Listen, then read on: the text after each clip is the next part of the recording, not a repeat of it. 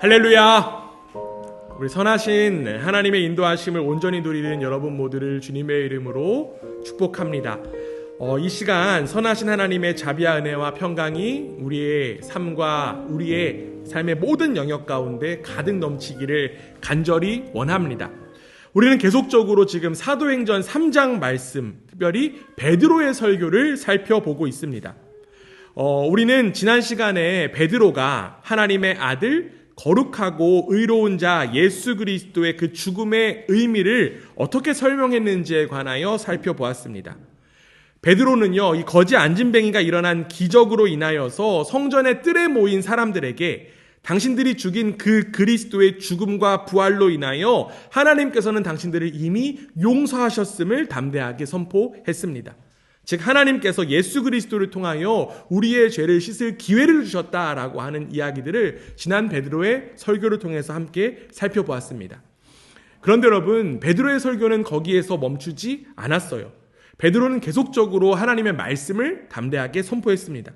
왜냐하면요, 예수 그리스도를 통한 그 복음은요, 예수 그리스도의 죽음과 부활에서 끝나지 않기 때문입니다.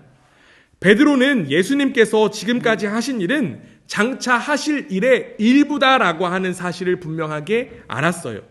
이미 일어난 일은 하나님의 계획과 목적이 끝이 아니었습니다. 더 많은 일들이 뒤를 따를 것이고 더 큰 일들이 이어질 것이기 때문에 그렇죠. 그렇다면 여러분, 이제 예수 그리스도의 그 죽으심과 부활하심 이후에 어떤 일들이 뒤따르는 것일까요? 어떤 일들이 이어진다는 것일까요?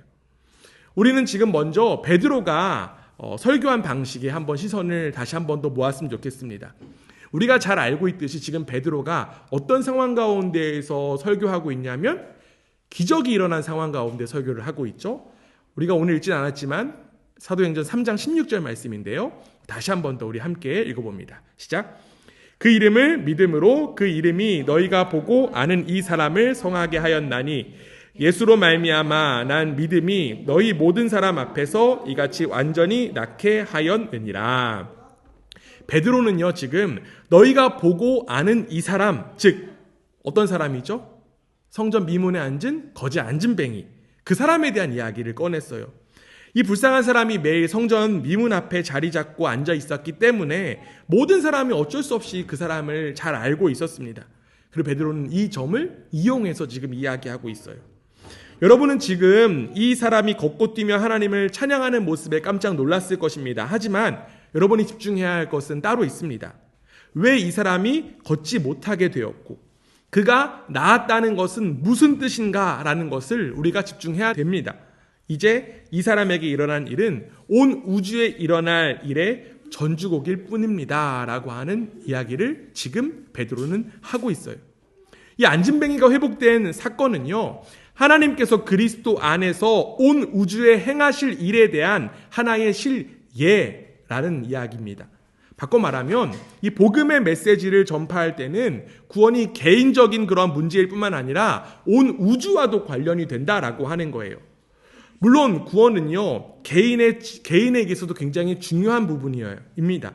그러나 하나님은요, 단순히 개개인의 구원에서만 멈추지 않으십니다. 이는 더 큰 부분, 그 더 큰 전체를 포함하고 있어요. 그렇기 때문에 지금 베드로가 이렇게까지 이야기하고 있는 거예요. 사도행전 3장 22절에서 24절까지 말씀인데요. 네, 저와 여러분이 한 절씩 교독합니다. 모세가 말하되 주 하나님이 너희를 위하여 너희 형제 가운데서 나 같은 선지자 하나를 세울 것이니 너희가 무엇이든지 그의 모든 말을 들을 것이라.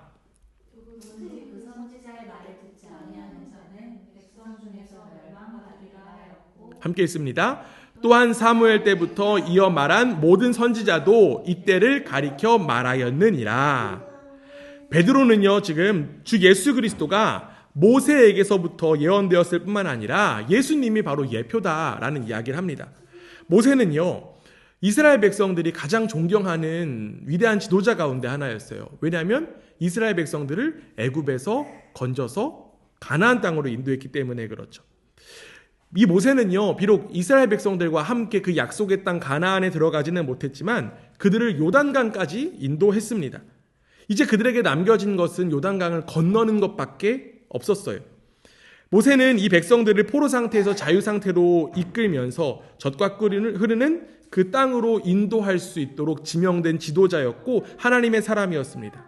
그런데 지금 그 요단강 앞에서 모세가 이렇게 지금 이야기합니다. 신명기 18장 15절 말씀인데요. 함께 읽습니다.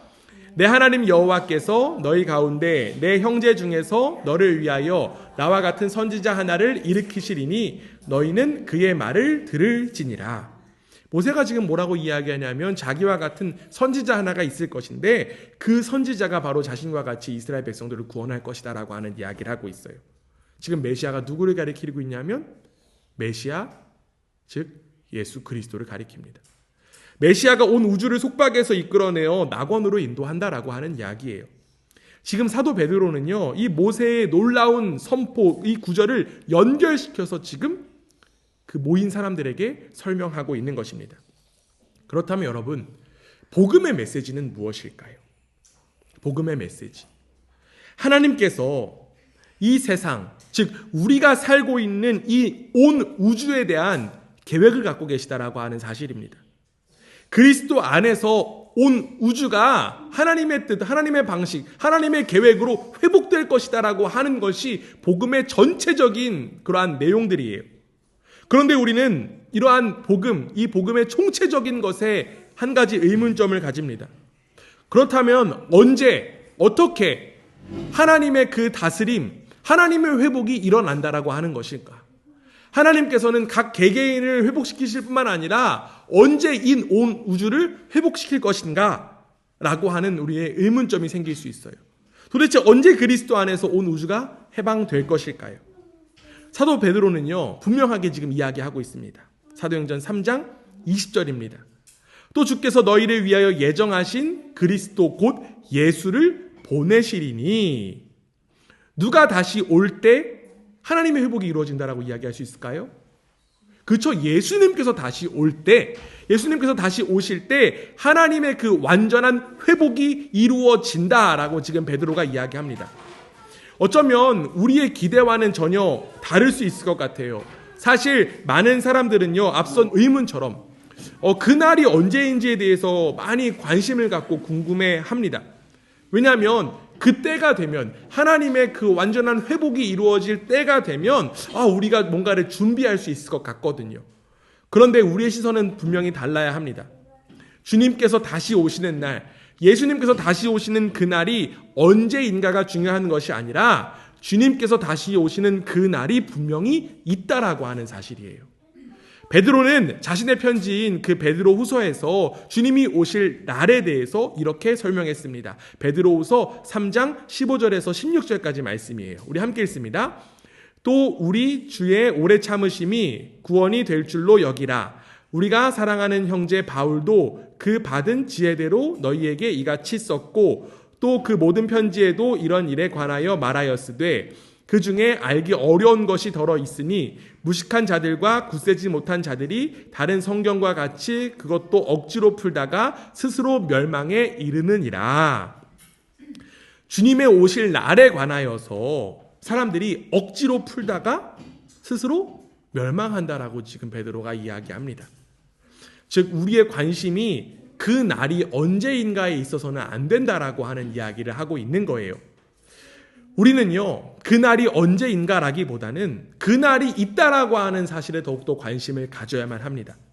성경 전체는요, 분명히 주님께서 다시 오시는 그 날이 있음을 이야기하고 있습니다.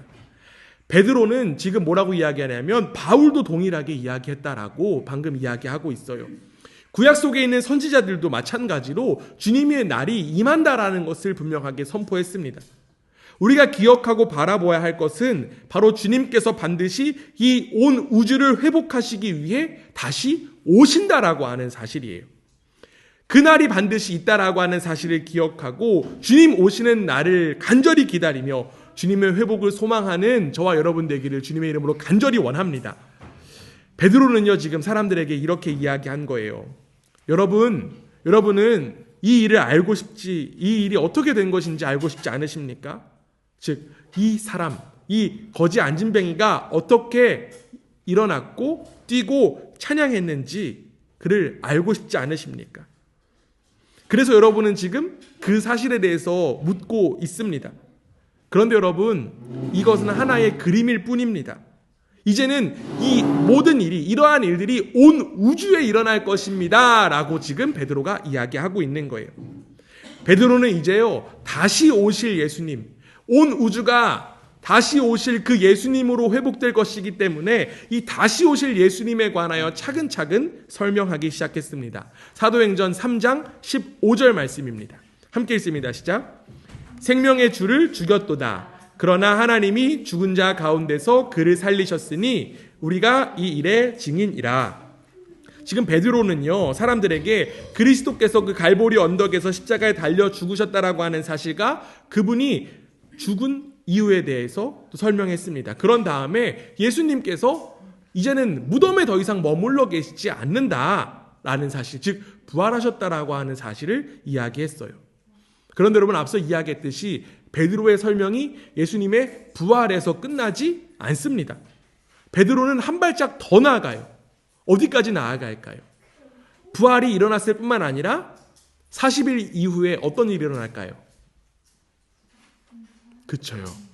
예수님이 하늘로 승천하시는 그러한 일이 일어납니다.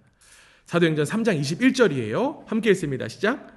하나님이 영원 전부터 거룩한 선지자들의 입을 통하여 말씀하신 바 만물을 회복하실 때까지는 하늘이 마땅히 그를 받아두리라. 베드로는 지금 하늘이 마땅히 그를 받아두리라 라고 이야기했습니다. 우리가 앞선 시간에 살펴본 이제 사도행전 1장으로 한번 돌아가 보면요, 부활하신 예수님께서 제자들과 이야기를 나누세요. 그리고 이제 제자들에게 너희들 이제 예루살렘을 떠나지 말고 오직 성령이 너희에게 임하시면 권능을 받으라 라고 말씀하셨습니다. 그렇게 예수님께서 제자들에게 당부하셨어요. 그리고 난 다음에 실제로 어떤 일이 일어나냐면 사도행전 1장 9절에 이런 일이 일어납니다. 함께 했습니다. 이 말씀을 마치시고 그들이 보는데 올려져 가시니 구름이 그를 가리어 보이지 않게 하더라. 지금 부활하신 예수님께서 하늘로 승천하심을 성경은 이야기하고 있습니다.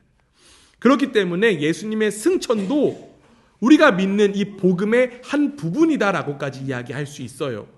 그렇기 때문에 베드로는 자신이 그 예수님의 부활의 증인일 뿐만 아니라 어떤 것의 증인이다?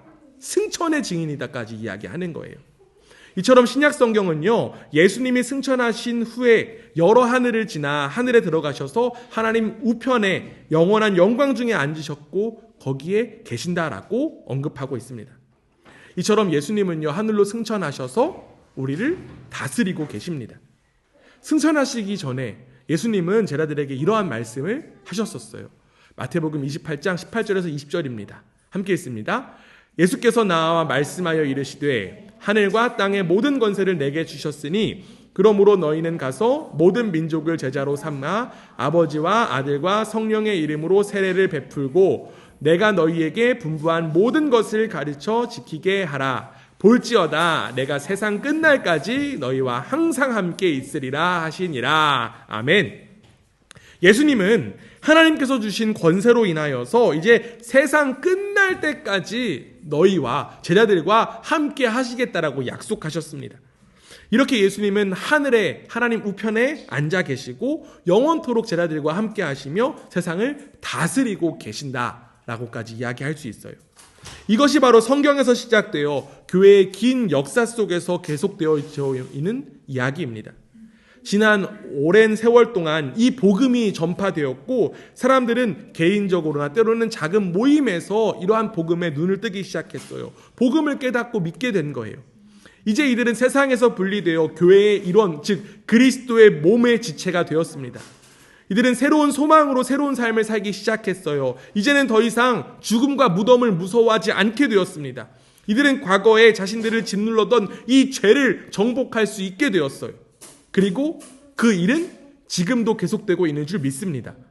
예수님은 지금도 우리를 위해서 그리고 이 세상을 위해서 일하고 계시기 때문에 그렇죠. 그렇기 때문에 지금도 수많은 사람들이 새롭게 변화되고 있는 것 바로 주님이 일하시고 계시기 때문입니다. 그런데 지금 베드로는요, 이러한 주님의 일하심의 과정에도 끝이 있다라고 하는 사실을 이야기합니다. 오늘 우리가 함께 읽은 사도행전 3장 21절에 이렇게 되어 있어요. 함께 읽습니다. 시작. 하나님이 영원 전부터 거룩한 선지자들의 입을 통하여 말씀하신 바 만물을 회복하실 때까지는 하늘이 마땅히 그를 받아두리라. 끝이 있다라고 이야기합니다. 끝이 언제일까요? 그쵸, 만물이 다 회복될, 즉 예수님이 다시 오실 때가 끝이라는 거예요. 하늘로 승천하신 예수님께서 이 땅에 다시 오실 때가 바로 끝입니다. 주님은 분명히 다시 오실 줄 믿습니다. 우리는 그 날이 언제인지를 분명하게 알지 못하지만 베드로는 그 날이 분명히 있다라고 하는 사실을 목소리 높여서 지금 이야기하고 있는 거예요. 하나님께서 그분을 다시 보내실 때까지 지금 베드로가 이야기하는 건 뭐냐면 하늘이 그를 받아두고 있다라고 하는 거예요. 하나님은 분명히 자신의 아들을 다시금 이 세상에 보내실 것입니다. 이것이 바로 이 기독교 복음의 광대한 메시지 가운데 하나라는 거예요. 우리는 궁금할 수밖에 없어요. 예수님이 이제는 언제 오실까가 궁금한 게 아니라 어떻게 오실까? 어떤 모양을 갖고 이 땅 가운데 다시 오실까에 대해서 우리는 궁금할 수 있습니다. 우리가 비록 그때가 언제인지는 모르지만 예수님의 어떤 모습으로 오실지에 대해서 궁금할 수 있습니다. 그런데 여러분, 예수님 어떤 모습으로 이 땅 가운데 오실까요? 그 대답 성경에 나와 있는데요. 성경 한번 좀 찾아보면요. 우리가 앞서 읽었던 사도행전 1장 9절 말씀 이어서 10절, 11절에 보면 이렇게 되어 있어요. 올라가실 때 제자들이 자세히 하늘을 쳐다보고 있는데 흰 옷 입은 두 사람이 그들 곁에 서서 이르되 갈릴리 사람들아 어찌하여 서서 하늘을 쳐다보느냐 너희 가운데서 하늘로 올려지신 이 예수는 하늘로 가심을 본 그대로 오시리라 하였느니라. 지금 천사들이 제자들에게 다시 오실 예수님에 대한 이야기를 하고 있는데요. 뭐라고 지금 이야기하냐면 예수님이 하늘로 올라가신 그 모습 그대로 다시 오신다라고 이야기하고 있습니다. 즉 예수님은 우리가 볼 수 있는 모습으로 다시 오신다라고 하는 거예요. 아까 이야기한 것처럼 육체를 가진 모습으로 다시 오신다라고까지 이야기할 수 있습니다. 그런데 우리는 여기서 처음 오셨던 예수님과 다시 오실 예수님의 차이를 한번 생각해 볼 수 있습니다. 처음 오셨던 예수님은 어떤 모양으로 이 땅 가운데 오셨냐면 말구유에서 아기로 이 땅 가운데 오셨습니다. 그런데 다시 오실 예수님은요, 이제 만왕의 왕으로 만주의 주로 이 땅 가운데 오십니다. 그분은 헤아릴 수 없는 그 거룩한 천사들의 호의를 받으며 하늘의 구름을 타고 이 땅 가운데 오실 것입니다. 왜냐하면 하늘로 가신 그 모습 자체가 바로 사망 권세를 이기신 만왕의 왕의 모습이기 때문에 그렇죠. 결국 예수님의 죽으심과 부활하심으로 생명을 얻을 우리가 기다릴 분은 바로 다시 오실 만왕의 왕이신 예수 그리스도인 줄 믿습니다. 우리는 이제 만왕의 왕으로 이 땅에 다시 오실 예수님을 기다리는 자예요. 그렇기 때문에 기다리는 자들은 다시 오실 예수님의 그 기다림을 준비해야만 합니다. 그것이 바로 복음 안에 있는 사람들의 모습입니다. 그런데 여러분 안타깝게도요, 오늘날 많은 사람들은 이 그리스도의 재림을 언급하지 않을 뿐만 아니라 그리스도의 재림에 대한 이야기들을 듣고 보고 조롱하거나 비웃습니다. 그리고 더욱 안타까운 사실은요, 그리스도인이라고 하는 사람들도요, 이 그리스도의 재림에 대해서 비웃거나 때로는 등한시하는 그러한 모습들이 있어요. 그러다 보니 그리스도의 재림이다라는 이야기하면 뭔가 이상하다라는 그러한 이야기한다고 여길 뿐이에요. 그런데 사실 그리스도의 다시 오심, 이 재림에 대해서 우리가 사람들이 조롱하고 이상하게 여기는 것 어쩌면 당연한 모습이다라고 이야기할 수 있어요. 왜냐하면요, 우리가 생각해보면 예수님께서 이 땅 가운데 계실 때도 사람들은 그리스도를 향해서 조롱했어요. 비난했기 때문입니다. 사람들은 그분이 너가 어떻게 하나님의 아들이냐, 너가 어떻게 거룩하고 의로운 사람이냐 라고까지 이야기하면서 믿지 않으려고 했습니다. 사람들이 이렇게 이야기했죠. 이 사람이 도대체 누구야? 이 사기꾼은 도대체 누구야? 사람들은 예수님의 그 처음 오심 초림을 비웃었고 또 마찬가지로 다시 오심도 비웃습니다. 베드로는 자신의 편지에서 그리스도의 재림을 비웃는 사람이 있다라고 하는 사실을 이야기하고 있어요. 베드로후서 3장 3절에서 4절인데요. 함께 읽습니다. 시작. 먼저 이것을 알지니 말세에 조롱하는 자들이 와서 자기의 정욕을 따라 행하며 조롱하여 이르되 주께서 강림하신다는 약속이 어디 있느냐? 조상들이 잔 후로부터 만물이 처음 창조될 때와 같이 그냥 있다 하니, 베드로는 지금 그리스도의 재림을 조롱하는 사람들이 분명히 있다라고 이야기합니다. 그들은 지금도 이렇게 조롱합니다.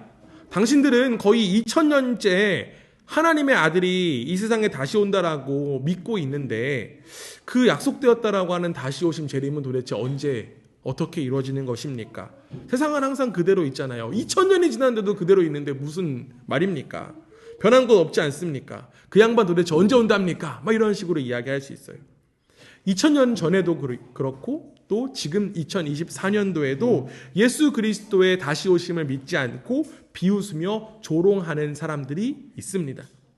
그러나 지금 베드로 사도는 분명하게 이야기해요. 이 베드로서 3장 8절에 보면 이렇게 되어 있습니다. 함께 읽습니다. 시작. 사랑하는 자들아, 주께서는 하루가 1000년 같고 1000년이 하루 같다는 이 한 가지를 잊지 말라.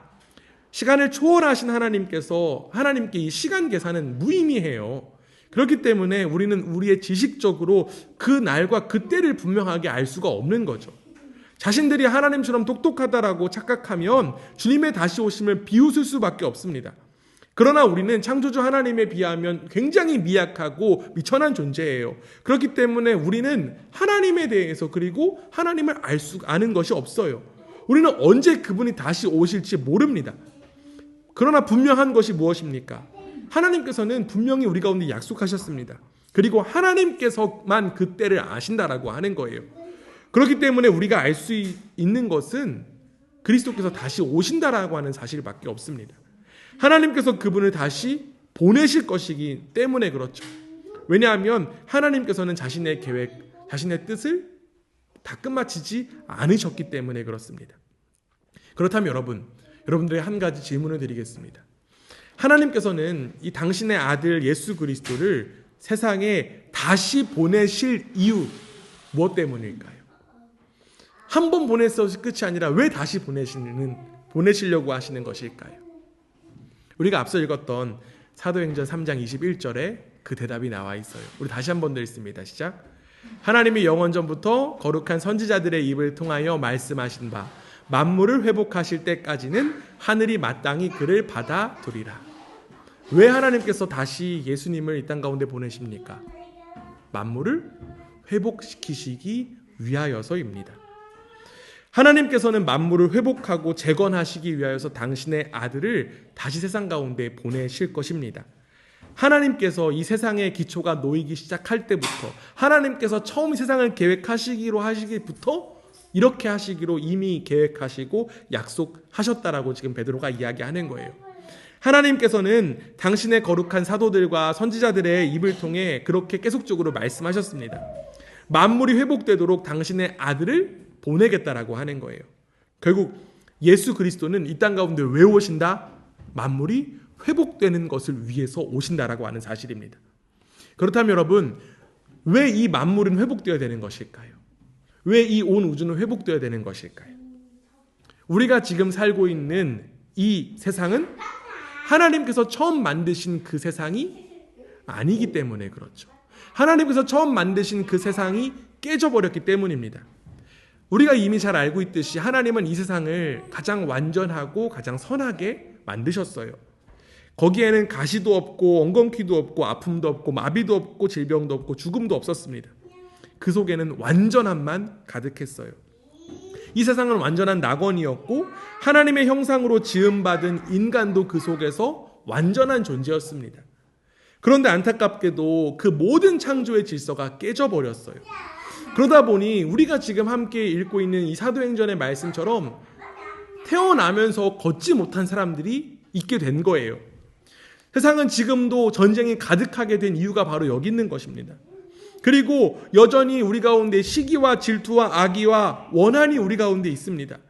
선함이 가득하여서 완전했던 이 세상, 도대체 왜 이렇게 깨지게 되었을까요? 그 이유는 단 한 가지밖에 없습니다. 바로 인간이 타락해서 그렇죠. 인간이 하나님의 자리를 빼앗았기 때문입니다. 하나님이 주인이라고 하는 사실을 무시하고 인간이 하나님이 되려고 했기 때문에 그렇습니다. 그때부터 인간의 고통은 시작되었어요.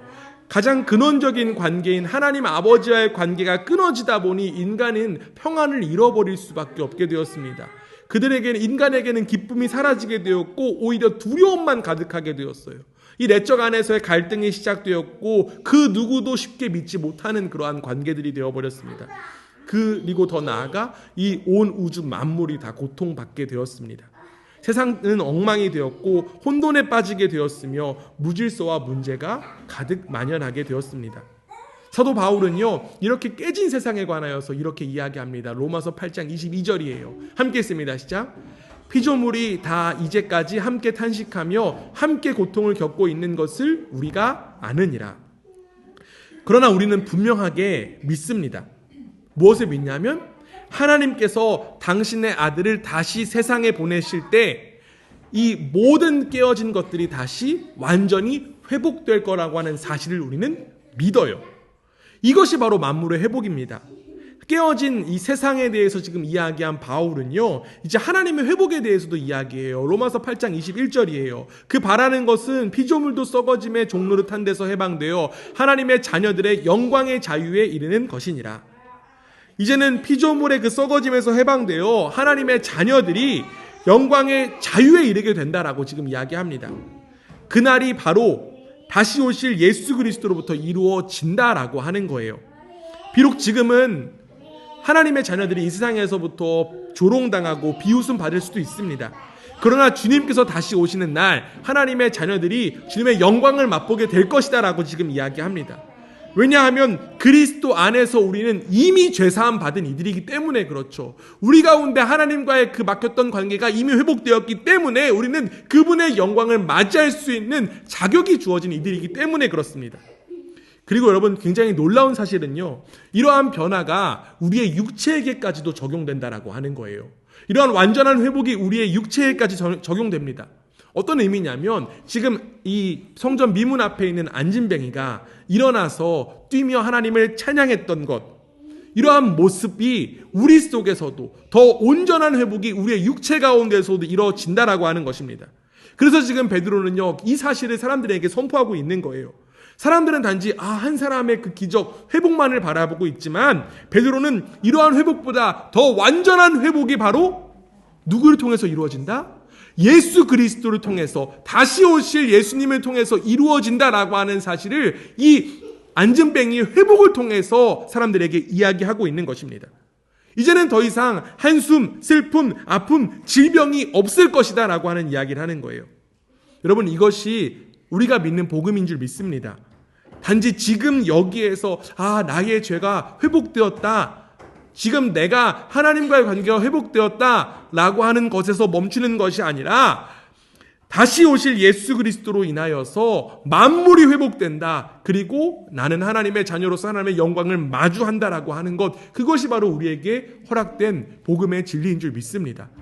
그렇다면 여러분, 이제 예수 그리스도의 그 다시 오심을 믿는 이들, 어떠한 자세, 어떠한 모습으로 살아갈 수 있을까요? 베드로는 이렇게 전합니다. 사도행전 3장 19절이에요. 함께 읽습니다. 시작. 그러므로 너희가 회개하고 돌이켜 너희 죄 없이 함을 받으라.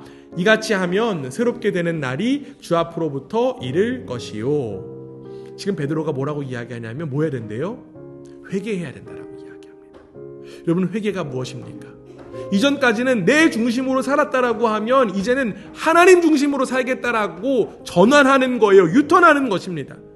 바로 이 세상을 창조하시고 지금도 세상을 다스리고 계시며 또 앞으로 완전히 회복하실 하나님 중심으로 돌이켜야 된다라고 지금 베드로가 이야기합니다.